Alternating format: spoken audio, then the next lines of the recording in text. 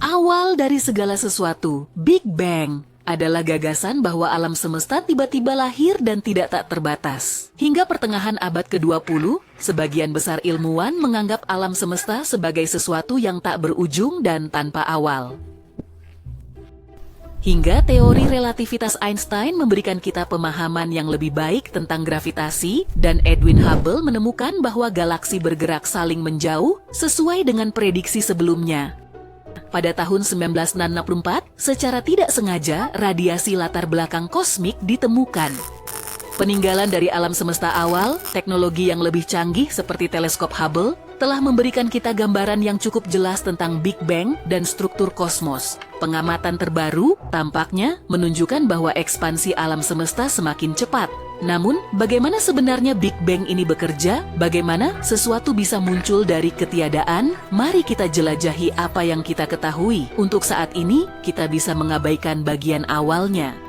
Pertama-tama, Big Bang bukanlah sebuah ledakan. Big Bang adalah seluruh ruang yang meregang ke segala arah secara bersamaan. Alam semesta dimulai dari sesuatu yang sangat kecil dan dengan cepat mengembang hingga seukuran lapangan sepak bola. Alam semesta tidak mengembang ke dalam sesuatu apapun. Ruang hanya mengembang ke dalam dirinya sendiri. Alam semesta tidak dapat mengembang ke dalam apapun karena alam semesta tidak memiliki batas. Secara definisi, tidak ada luar dari alam semesta. Alam semesta adalah segala yang ada. Dalam lingkungan panas dan padat ini, energi mewujudkan dirinya dalam bentuk partikel yang hanya ada untuk waktu yang sangat singkat. Dari gluon, pasangan quark tercipta, yang kemudian saling menghancurkan, mungkin setelah melepaskan lebih banyak gluon. Partikel-partikel ini menemukan quark lain yang berumur pendek untuk berinteraksi, membentuk pasangan quark baru dan gluon lagi. Materi dan energi tidak hanya setara secara teori. Suhu yang sangat tinggi membuat keduanya praktis menjadi hal yang sama. Pada saat ini, materi lebih unggul daripada antimateri. Saat ini kita hanya mempunyai hampir semua materi dan hampir tidak ada antimateri sama sekali. Entah bagaimana, 1 miliar partikel materi terbentuk untuk setiap 1 miliar partikel antimateri. Alih-alih satu kekuatan besar yang sangat besar di alam semesta, sekarang ada beberapa versi halus yang bertindak berdasarkan aturan berbeda. Saat ini, diameter alam semesta telah mencapai miliaran kilometer yang menyebabkan penurunan suhu.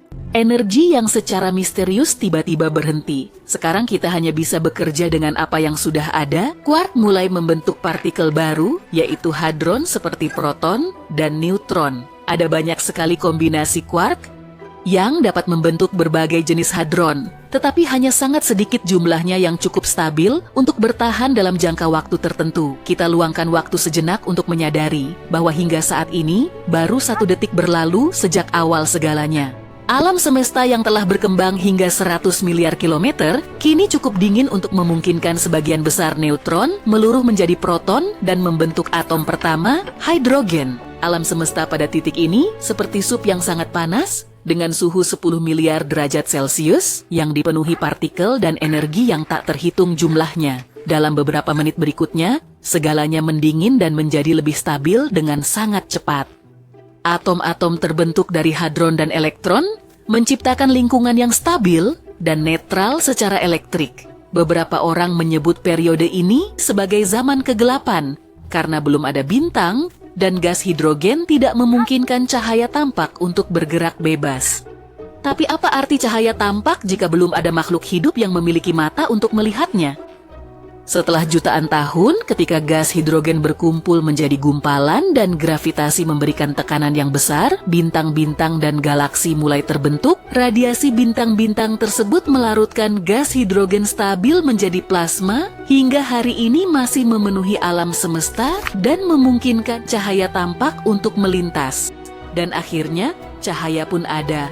Oke, tapi bagaimana dengan bagian yang belum kita bahas? Apa yang terjadi tepat di awal? Bagian ini dapat didefinisikan sebagai Big Bang. Kita sama sekali tidak tahu apa yang terjadi di sini.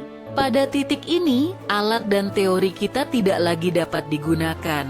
Hukum-hukum alam berhenti masuk akal, waktu itu sendiri menjadi kacau dan tidak terdefinisi.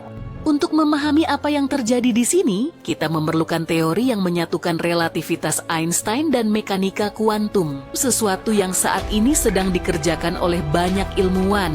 Namun, ini meninggalkan kita dengan banyak pertanyaan yang belum terjawab. Apakah ada alam semesta sebelum alam semesta kita? Apakah ini alam semesta pertama dan satu-satunya? Apa yang memulai Big Bang? Atau apakah Big Bang terjadi secara alami berdasarkan hukum-hukum yang belum kita pahami?